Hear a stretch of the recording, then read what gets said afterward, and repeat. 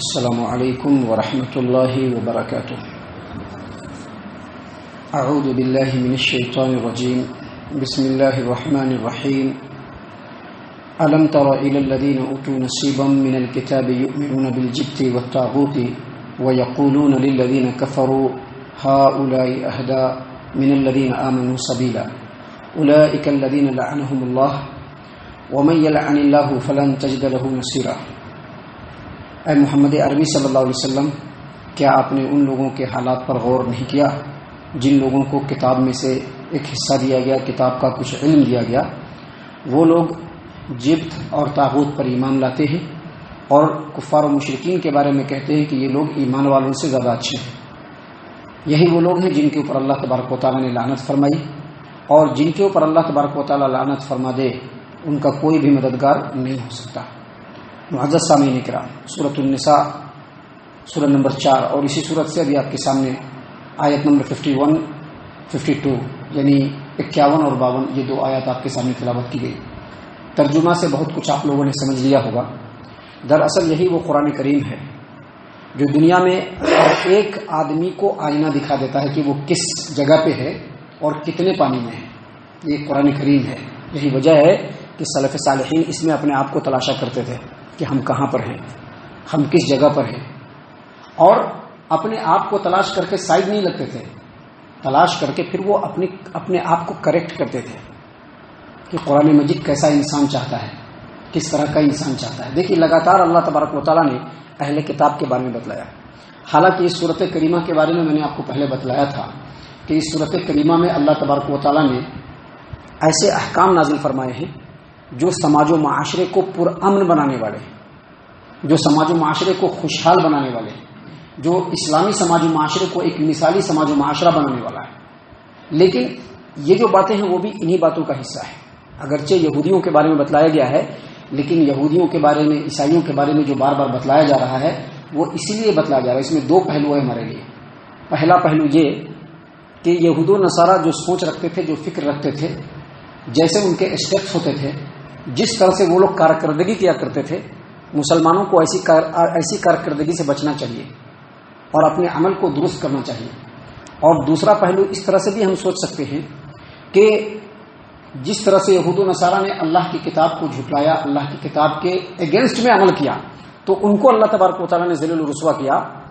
ممکن ہے، اور یہ بالکل اللہ تبارک و تعالیٰ کی سنت ہے کہ اگر مسلمان بھی انہی حرکتوں پر پڑے رہیں گے تو ان کے ساتھ بھی وہی حال ہوگا جو یہودی اور عیسائی لوگوں کے ساتھ ہوا ہے۔ دیکھیے، اللہ تبارک و تعالیٰ نے کیا فرمایا، محمد عربی صلی اللہ علیہ وسلم کو مخاطب فرمایا، اور اگرچہ محمد عربی صلی اللہ علیہ وسلم کو خطاب فرمایا گیا ہے لیکن اس میں امت کے لوگوں کو بتلایا جا رہا ہے۔ کیا بتلایا جا رہا ہے؟ الم تر الی الذین اوتوا نصیبا من الکتاب۔ اے محمد صلی اللہ علیہ وسلم، کیا آپ نے ان لوگوں کے حال پر بھی غور و فکر کیا جن لوگوں کو کتاب کا علم دیا گیا، کتاب میں سے ایک حصہ دیا گیا؟ وہ لوگ کیا کہتے ہیں، وہ لوگ کیا کرتے ہیں؟ یؤمنون بالجبت والطاغوت، جبت پر ایمان لاتے ہیں اور طاغوت پر ایمان لاتے ہیں۔ جبت کس کو کہتے ہیں؟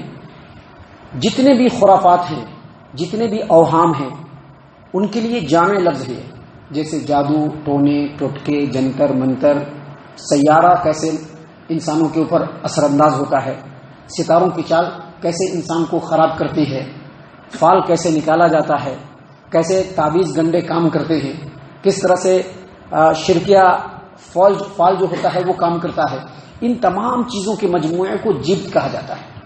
اور طاغوت کہتے ہیں ہر اس طاقت کو جس کو اللہ کے مقابلے میں ایک مسلمان یا کوئی انسان اس کو تسلیم کر لے۔ اللہ کے مقابلے میں کسی بھی طاقت کو اگر تسلیم کر لیتا ہے، اللہ کے حکم کے مقابلے میں کسی دوسرے قانون کو وہ تسلیم کر لیتا ہے، وہی طاغوت ہے۔ محترم سامعین کرام، اللہ تبارک و تعالیٰ کو چھوڑ کر دوسروں کی بندگی کرنا، دوسرے کے بتائے ہوئے طریقوں کو اللہ تبارک و تعالیٰ کے حکم کے مقابلے میں سمجھنا، اسی کو طاغوت کہتے ہیں۔ چاہے وہ گاؤں کا چودھری ہو، ابھی تو چودھری لوگ نہیں رہتے، پہلے گاؤں کے چودھری ہوا کرتے تھے جن کے سامنے سب لوگ گھٹنے ٹیکے رہتے تھے۔ اگر چودھری صاحب گزر گئے تو کوئی گھٹنے سے اوپر اٹھ نہیں سکتا ہے، کپڑے ٹھیک سے نہیں پہن سکتے ہیں۔ چودھری صاحب کا جیسا حکم ہوگا ویسے ہی کرنا ہوگا۔ چودھری صاحب اچھا بولے تب بھی ہاں کہنا ہوگا، برا بولے تب بھی ہاں کہنا ہوگا۔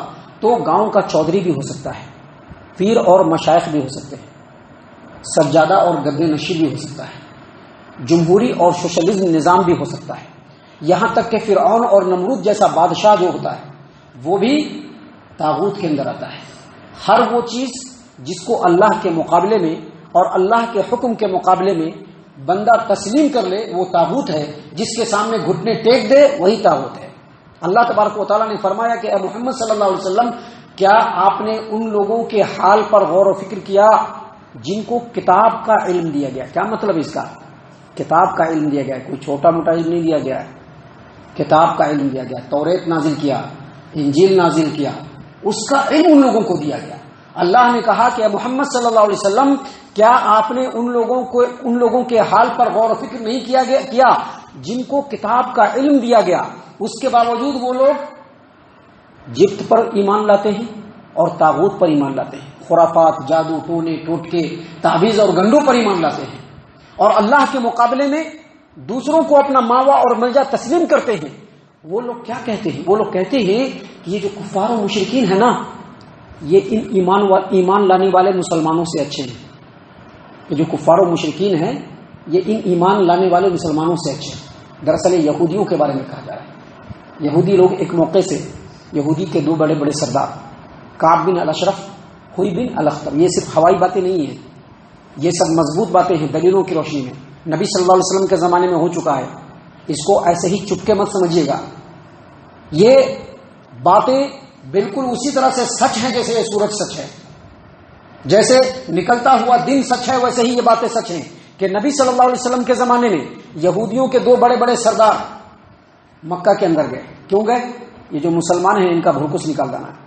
حالانکہ اس وقت مسلمانوں سے زیادہ قریب یہودی اور عیسائی لوگ ہی تھے، یہ مشرکین جو تھے یہ مسلمانوں کے قریب نہیں تھے۔ کیوں قریب تھے؟ کیونکہ مسلمانوں کو بھی اللہ نے کتاب سے نوازا، اور ان یہودی اور عیسائی لوگوں کو بھی اللہ نے کتاب سے نوازا، ان کے اوپر بھی اللہ کا حکم نازل ہوا، مسلمانوں کے اوپر بھی اللہ کا حکم نازل ہوا۔ شرک ناقابل معافی جرم ہے، یہ مسلمان بھی جانتے تھے، اور شرک ناقابل معافی جرم ہے، یہ یہودی اور عیسائی لوگ بھی جانتے تھے۔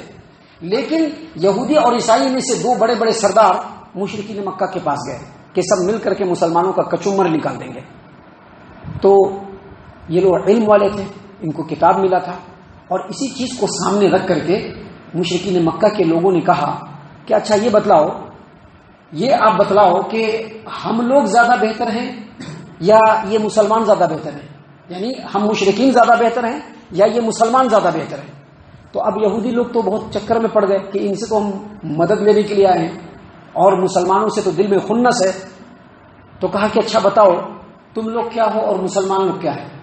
تو مشرکین لوگوں نے کہا کہ ہم لوگ جو ہیں وہ ہم جو ہے لوگوں کی بڑی خبر گیری کرتے ہیں، لوگوں کے لیے ہم جو ہے لوگوں کے ساتھ صلہ رحمی کرتے ہیں، ان کے لیے اونٹ ذبح کر کے ان کو کھلاتے ہیں، لوگوں کو دودھ اور پانی پلاتے ہیں، لوگوں کے ساتھ اچھا کرتے ہیں۔ اور یہ جو مسلمان ہیں، یہ جو ایمان والے ہیں، یہ لوگوں کی رشتہ داریوں کو توڑتے ہیں، لوگوں کو رشتوں سے توڑ کر کے دوسری طرف لے جانے کی کوشش کرتے ہیں۔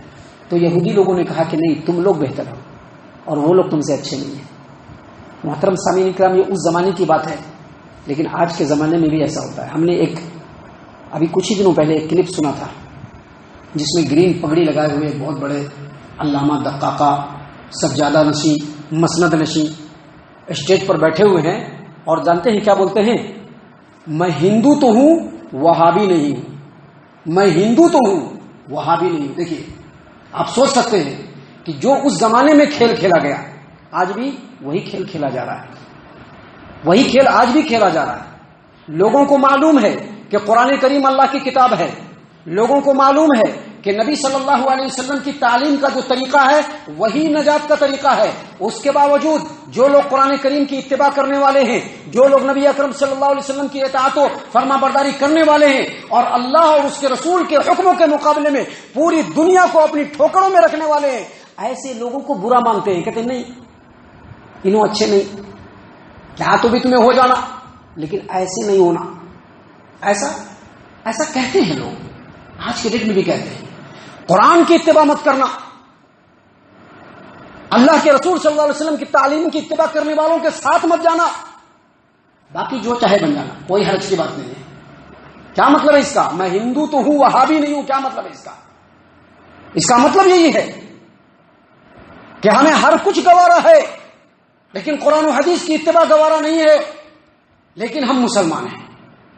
محترم سامعین کرام، بالکل یہی بات ہے جو اللہ تبارک و تعالیٰ نے یہاں پر بیان فرمایا کہ یہودی اور عیسائی یہ لوگ مشرکین مکہ کے سامنے کلیئرلی کہتے تھے کہ آپ لوگ زیادہ اچھے ہیں، یہ جو ایمان والے ہیں محمد عربی صلی اللہ علیہ وسلم ہے، ان کے جو ماننے والے ہیں یہ لوگ اچھے نہیں ہیں۔ حالانکہ یہودی لوگوں کو اللہ تبارک و تعالیٰ نے ان کی کتاب میں بتلا دیا کہ شرک ایسا بدترین گناہ ہے جس کو اللہ کبھی بھی معاف نہیں کرے گا، اور اس کے مقابلے میں یہ جو مسلمان ہیں یہ موحدین ہیں، یہ ان مشرکین سے ہزارہا گنا بہتر ہیں۔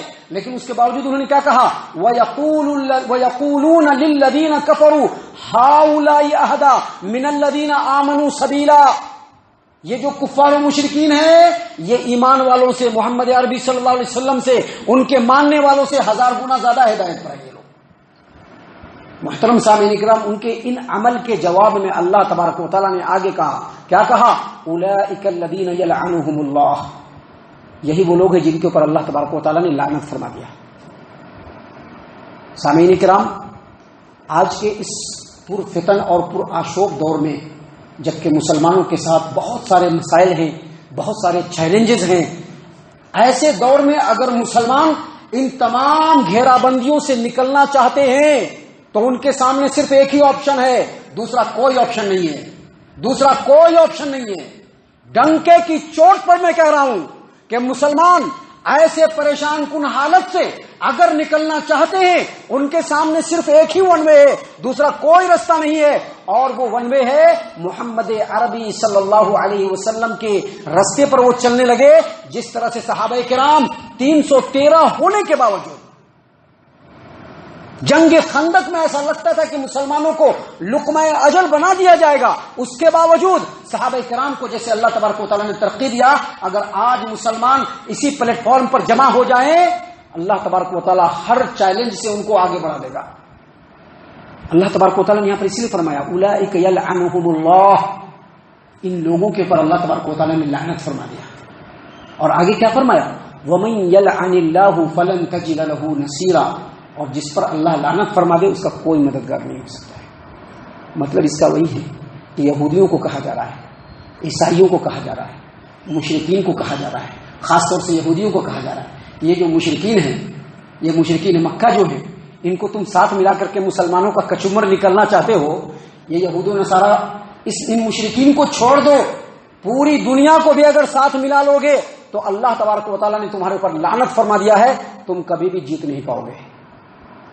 جیتے گا تو اللہ تبارک و تعالیٰ ہے، جیتے گا تو اللہ کا طریقہ ہے۔ تو آج کے ڈیٹ میں بھی مسلمان جس طرح سے سمٹتے جا رہے ہیں، جس طرح سے چکرویو میں پھنستے جا رہے ہیں، جس طرح سے گھیرا بندی ان کے ارد گرد تنگ ہو رہی ہے، اگر اس سے نکلنا ہے تو ان کے لیے بس ایک راستہ ہے، وہ واحد قرآن کریم کا راستہ ہے، وہ واحد نبی اکرم صلی اللہ علیہ وسلم کے طریقے کا راستہ ہے۔ اس راستے کو اپنا لیں گے مسلمان، اللہ تبارک و تعالیٰ کی لعنت ان کے اوپر سے ہٹ جائے گی، اور اگر نہیں اپنائیں گے تو جیسا ابھی چل رہا ہے آنے والے 2-4-5 سالوں میں اس سے بھی بدترین حالات آنے والے ہیں، اس سے بھی بدترین حالات آنے والے ہیں۔ اللہ تعالیٰ سے ہم دعا کرتے ہیں کہ اللہ تبارک و تعالیٰ تمام مومن مسلمانوں کو نیک سمجھ اور توفیق عنایت فرمائے۔ اللہ تبارک و تعالیٰ تمام مومن مسلمانوں کے ساتھ خیر و عافیت کا معاملہ فرمائے، سب کو کتاب و سنت کی اتباع اور فرما برداری کرنے کی توفیق عنایت فرمائے۔ ہم تمام مسلمانوں کو ان تمام باتوں کے اوپر غور و فکر اور تدبر کرنے کے ساتھ ساتھ ان باتوں کے اوپر عمل کرنے کی بھی توفیق عنایت فرمائے، آمین یا رب العالمین، وما علینا الا البلاغ المبین۔ کیا ہے اللہ تعالیٰ کی فرمانبرداری کرنا چاہیے اور ہمیں جو قرآن میں بتایا ہے اس کے اوپر عمل کرنا